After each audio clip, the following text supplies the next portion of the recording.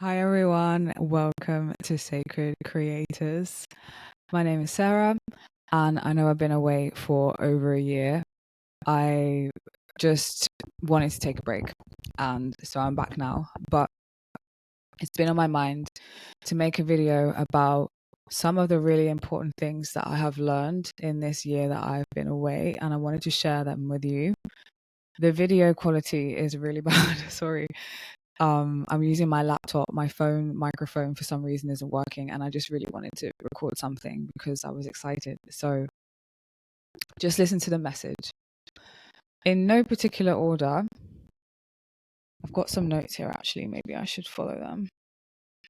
So the first one that I've chosen now is the value that I've learned in calming yourself down and calming your nervous system. What I mean by that personally is when I would be in a quiet moment with myself or just walking around, once I started to meditate and tune in, there would be this feeling come over me, very subtle, but it can be in my chest that I haven't done something, or this is gonna happen, or I've run out of this, or this person is upset with me, or I'm upset with someone about this, and it can just come over me as a rush. And I realized that um, it's not a nice experience to go through throughout the day. This kind of like rush of negative energy is painful, and it is because of past pains and trapped emotions and just general anxiety and panic. And it was controlling me in a way.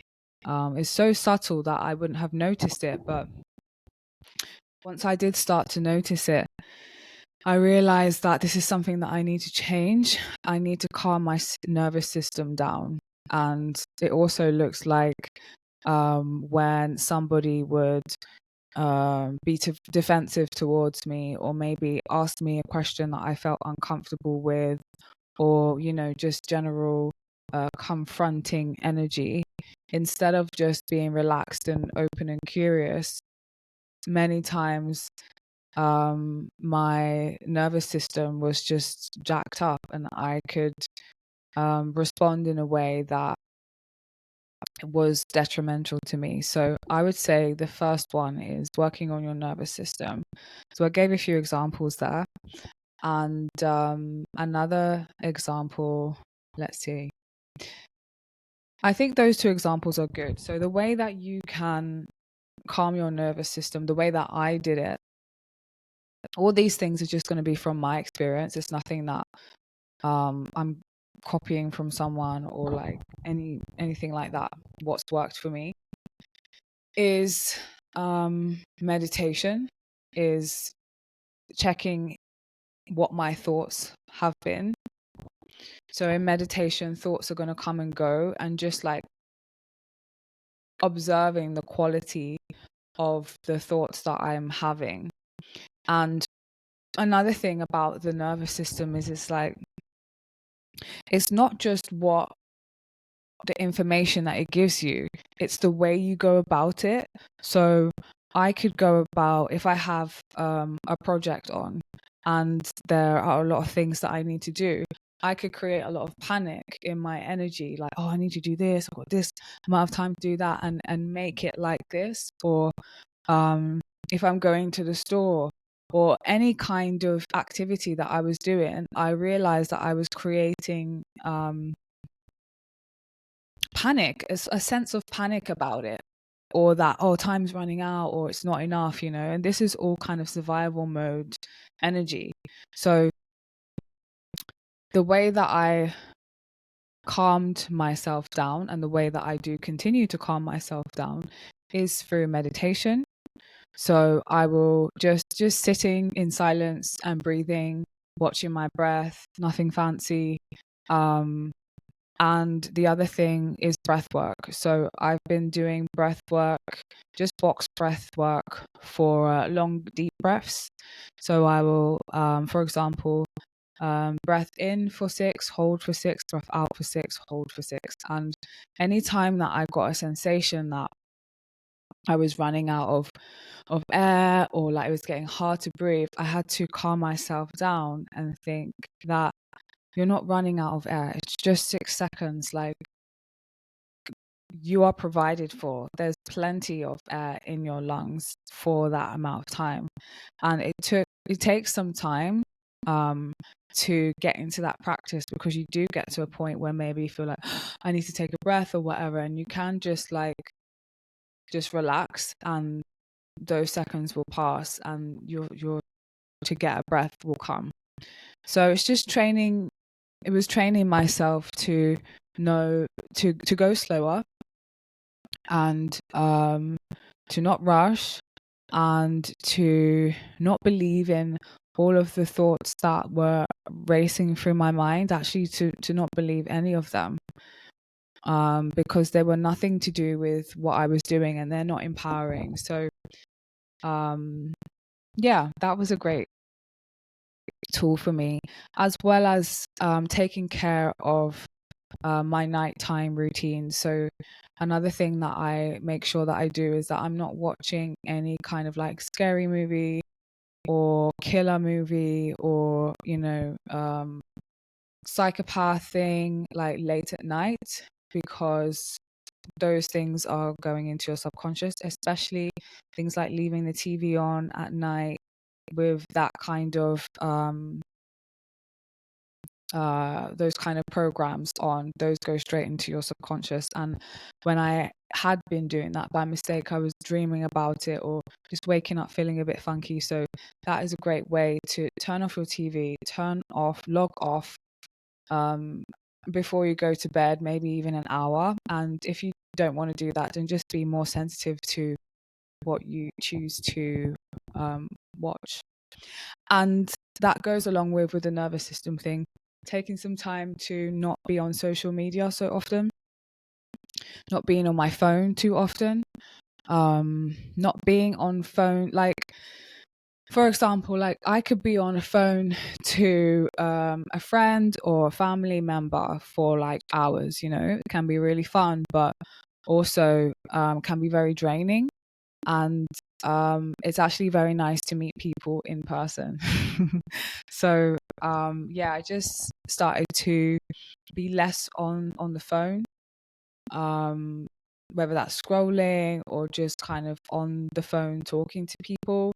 I value time meeting up with others, or just making sure, if I am on the phone to other people, what is the quality of those conversations? Are we empowering each other? Are we updating each other about our own lives? Or is it about other people and dragging other people down? Or, just purely always dumping and venting and so on. So I would say be very conscious about the quality of the conversations that you have on the phone and in person, because those will, to me anyway, they were dysregulating my nervous system when I would get into contact with people that were are also just very angry, or not in a great place in life, or just want to talk about other people. And you think that it's kind of fun and games, but it does really affect you, and it does drain you, and it does go into your own subconscious mind. So just treat yourself as a very valuable source of energy. You are also a sponge, even though you are not 0 to 7 years old, probably, if you're watching this, but we still do take in a good level of amount of information still. So just being more precious with your energy. So just to recap on the solutions for calming your nervous system, which is in essence removing yourself from the systems that you have, the patterns that you have to secure survival mode activities. So I have been meditating, doing breath work, box breathing, spending less time on my phone and on social media, spending less time on the phone talking to people. And if I do spend time talking to people, I make sure that those conversations are of great quality. and just in general, spending time with people that are calming to my nervous system and not angry all the time, or judging other people and that kind of stuff, like that really affects me. And also getting enough sleep, getting enough rest. Everyone can make their excuses on why they can't go to bed at a certain time, but up to you. Just saying that it's been really helpful for me to have a bedtime so I get a good quality sleep, or I do my best to do so, and to drink a lot of water, a lot of things actually. So this is from my experience, that's been really helpful to me. The most helpful for me has been watching my thoughts in day-to-day life, just kind of like noticing and watching like how my body responds to the things that I say, or the panic that I create, or just watching how I do all these kind of like survival mode stuff on autopilot, and just kind of like, it's okay, don't worry, like we don't need to rush, there's you know so the next point that I have, that I've learned in the past year that I've been away, is so this goes hand in hand with the what was the one before, with the calming your nervous system, and that is releasing trapped emotion. Finding a way to, when I experience, so this is how it goes for me. So I can experience an emotion sometimes, like when I'm kind of doing my thing, I can feel something in my chest or in my throat, or in my knees, or wherever it is, and I know that that is an emotion that is trapped. And so this can also look like, if I want to do something, move forward, um, try something new, progress in some kind of way, and I find myself hitting a wall, or I just can't get to do it. Also, for me, that shows up as a trapped emotion behind it. So it's like something that comes between the thing and the place that you want to go to. And for me, it often shows up as a sensation in my body. So what I had started to do in the year is trying different things on how to release it. A really good way that I figured for me is stomping. So I will just stand up and just start like stomping my feet. This is really good to ground me. It just kind of like vibrates up my body. It kind of moves the energy around. Another thing that I have been doing when I'm in the right place is to jump on my bed, or to punch my bed. This one is a really good one. Just like go at it and punch it. Screaming in the pillow, I've tried it a few times, not always very practical, but we're just looking for a way to kind of move the energy around the body. And like how animals or ducks or lions, they do when they get into combat, or they have like an argument with another animal, they kind of like shake it off. Shaking is really good. Dancing works really well for me. Personally, my favorites are shaking, dancing. So when I say dancing, I just like to move my hips, or like whine. That's really great for me. And what was the other one? Stomping is really good for me. But have a go with just kind of like releasing the emotion in the moment, or as fast as you kind of can, and spend like minimum like 15 plus seconds doing that. This way you are able to tell your body that it's safe to have these emotions, and that when we experience them, they can leave. They can be experienced and they can leave, like a 2-year-old, or when they have a tantrum, they just throw themselves down on the ground and they're just not having it. And then they calm down and then they move on, So it still applies to us. The reason why we don't do it anymore is because we have been told that it's naughty and we shouldn't be behaving like that. But we actually stop a really big part of our human instinct to move energy. So releasing trapped emotion is great. It's also great because what happens when we store trapped emotion is that we get sick. We become dis-ease. uneasy. We become diseased. So disease looks like trapped emotion in your body. When you have something up with you, it often, what I believe 100% is from some kind of starts emotionally. That's why it's good to start working with your emotions now, to be aware of them, start moving them, releasing them. Another way to release trapped emotion that I like is just deep breaths, classic deep breaths. Make a noise. That's the best one, but I understand that it's not always practical.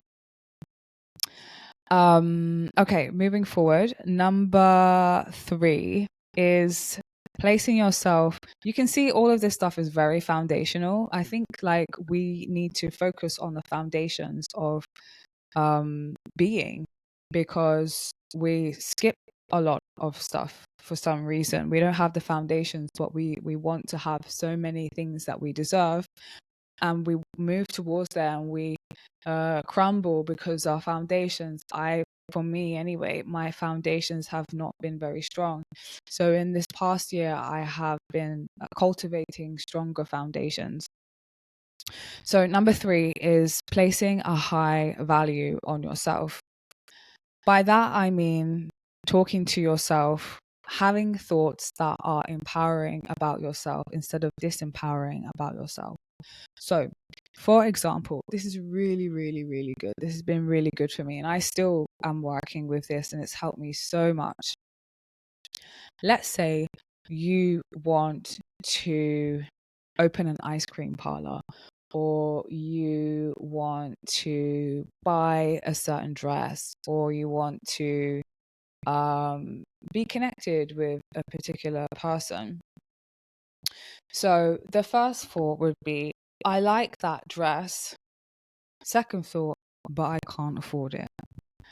I want to get to know this person. Second thought, but they probably won't like me, or they had an attitude with me, or I'm not good enough in some kind of way.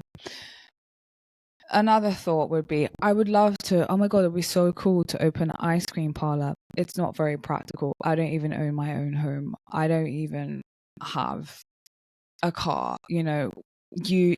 This is something that I have been doing constantly. I don't know when I haven't been doing it. And the only way to find out if you're doing it is by being able to be slower in your thoughts, back to meditation, where you can see your thought process. So that really helped me meditation has helped me so much, because it's helped me to see how I think, and helped me to the silent non-verbal words. They're just kind of like feelings that, like, they're almost symbols, like emotions, because it's not always someone or me. It's not always me saying like, I'm not good enough. It doesn't come out like that. It's just this sensation, and it comes in like a bundle, or like symbols, because for me, like, it doesn't really happen like I'm saying like, I'm not worthy, I'm not good enough. Yes, the root is that, but it comes over as an emotion. This is actually a really cool thing. So, okay, placing a high value on yourself. So the way to do it is the way that I have done it, the way that I do it when I see myself going down this road, or every time that I say something that I love, I would like to have, I want to have, is I say I want to have the ice cream parlor, and then I stay with it. I'm like, that's a really good idea. And I drop into my body and accept that idea and it's an energetic thing. So there's an energy, like, if you just join me in this and be like, I want to have an ice cream parlor, oh, but I can't afford it, no one believes in me, it's in my body, it just starts to drop, like everything drops, and it feels tight and closed and horrible in my body. But when I go, I want to have an ice cream parlor, yes, that would be a really great idea. And it could be all in stainless steel, and I'd have all of these flavors, and like, it would definitely be a success. And For a lot of people, that sounds really far-fetched, but this is the only way that you're going to be able to change the way that you think and to change your reality, is by having belief in yourself and placing high value in yourself that you can do these things, and everything that you speak into existence that you want, that you're asking for, it can happen. And it will happen. You just have to hold the vision of it happening, regardless of the circumstance. So regardless if you've got the money or not, if you've got the support or not, if you've got the means or not, if you have the connections or not, you still are holding that high value idea and building on it, and just trusting and going along with it, that it's working out, and it's worked out. It's already worked out. And now I'm just making it into a physical reality. Every time you have a thought about something that you want to have, maybe you want to move country, maybe you want to adopt, maybe you want to, whatever it is, just hold it into your heart and into your vision of how you want it to be, or feel how you want it to be, and just leave it there. Stop tearing it down every single time, every single second that you get. So stay with it. I want to have this. Hold it up there. Oh my gosh, yes, that's such a great idea. We could do it like this, we could do it like that. Yes, I'm gonna do that. And then you just leave it, and then you move towards it. And if you don't have the resources, or you don't think you have the resources, the moment that you have the idea, the resources come to you. All you need to do is hold the energy, especially if you're a woman. If you're a woman, if you are in your feminine energy is magnetizing, so you pull things towards you. So this is actually a very powerful tool that all women have, that we use all the time, but we're just not using it appropriately. We use it to disempower ourselves. We use it because we usually say negative things. So it's working out negatively. Now let's make it work out positively. The thing is that we think that we're lying to ourselves, and we often worry about what people are going to think, like we're being delusional. If anything, then don't tell anyone what you want to do. If there are people that you trust, tell them that are also working on empowering themselves and adding value to themselves. Another way that you place value on yourself, as well as building yourself up with your thoughts and your ideas, is by telling yourself the type of person that you are, the type of person that you wish to embody. So you have to, I guess it's like affirmations, but you have to tell yourself how clever you are, how successful you are, how beautiful you are, how rich you are, how talented you are, and not rely on other people telling you. Because even when you do you even believe them? Because I don't. When people have told me in the past that I was intelligent or whatever, it's nice to hear, but at the end of the day, I am the one that has to believe in it. And because my belief in myself and the value that I put on myself was so low, I wanted other people to validate me, but it still wasn't enough. So you have to, and I have to, place value on ourselves by talking ourselves up. Notice when you are talking yourself down, talking yourself out of things, saying you're not good enough, I don't have enough money, I'm never going to get out of this job, I'm never going to go on holiday, how am I going to move abroad? Like, I can't basically have what I want. You trap yourself in that. It's the same sentence. You trap yourself, you curse yourself, bless yourself, and speak it into existence exactly how you want things to be. And you have to kind of like let it go that, oh, it's not here yet, I'm lying. But think about this. So imagine that you're on a plane and you're going to the place of your choice. Let's say you're going to New York. And you booked your ticket, and you get to the airport, and you're sitting in the lounge, and you are boarding the plane. You sit down on a plane, and you're like, you know what, we're not here yet. You know, we're never going to get there. You know, how are we going to get there? Because we're not here. Well, you're not here. You are on the way. Like, you've booked the ticket. You've accepted yes in the conscious realm. You have everything. So you have bought this ticket. Now all you need to do is take the steps to get there. And part of it is being stationary on the airplane for a little while. No, you're not there right now, but you will be there. And nobody is sitting on an airplane getting pissed off because they're not there yet, because they know that they're on the way. So every time that you are wanting to embody something or want something to show up, you have to have this attitude and see it in a silly way. Like, so I'm just sitting on this plane complaining that I'm not in New York when I'm on the plane to New York. Like, it's kind of like this. So play games with yourself and make it fun. So yeah, place value on yourself, talk yourself up in front of people. I think that we have to kind of like do away with being humble. And I know that's really hard, especially with some cultures, like my own culture. Like, it's not really cool to talk highly of yourself or to speak yourself up. And if someone speaks well of you in front of you, it's kind of embarrassing. Like, we have to kind of like cut that out now, and just like, you don't need to jump for joy, but accept compliments. Start to accept compliments. Start to talk well of yourself. Start to say, yeah, I'm really proud of the work that I've done. I really like it. I really like my outfit today. Point out things that you like about yourself. You can even point out things that you would like to improve on.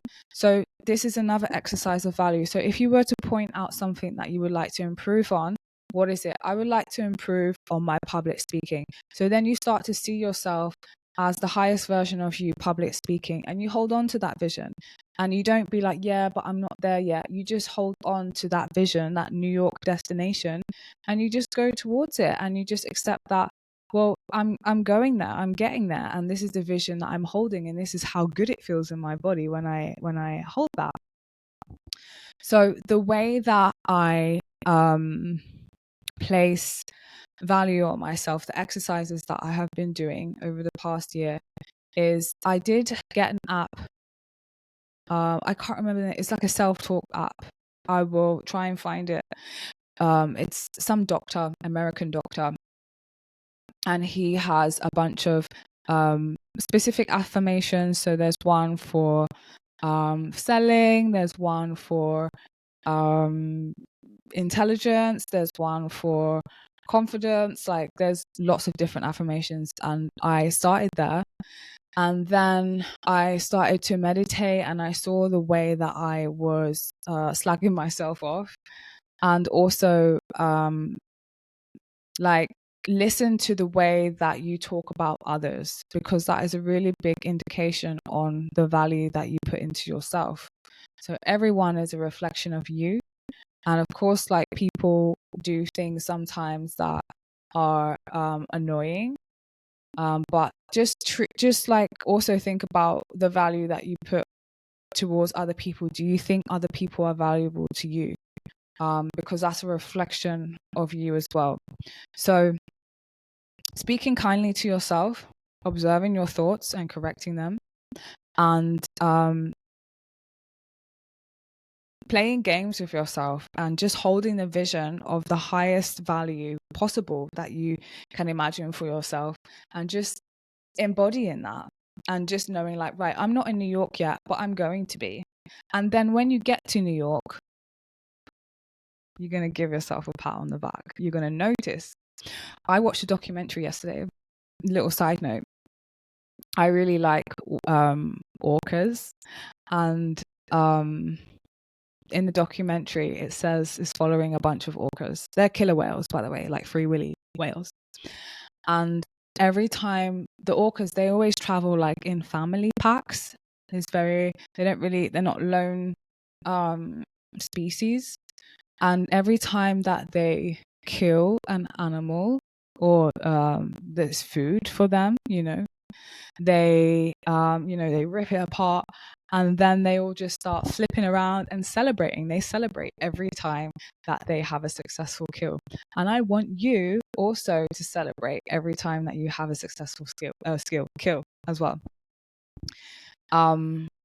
I do it here and there. I'm still working on it, but it's a really big part of so you kind of can see change, because like, because like time is like so fluid, sometimes it's hard to recognize points, because one thing is always blending into the other. And if you take the time to celebrate and reflect, it gives you the opportunity to see, I am changing and things are moving forward, and I see myself as valuable, or this is how I was before and this is how I am after. You are of very high value just because that you exist, and you're here, and you're breathing, and you're born intelligent, and you are born loving, and you are born through the eyes of God. You are just as God. You are God. You are, and everyone is an expression of God. And when you can kind of like lean into that and realize that your characteristics are one to match of God, then you will put a lot of value into yourself because you're just perfect. Okay. I think I'm going to leave it there for now. I do have 3 more, but I'm going to stop because it's 30 minutes. I hope that you enjoyed the video. It's so nice to be back. I really missed you guys. I really missed doing this. And I will see you on the next video. Bye.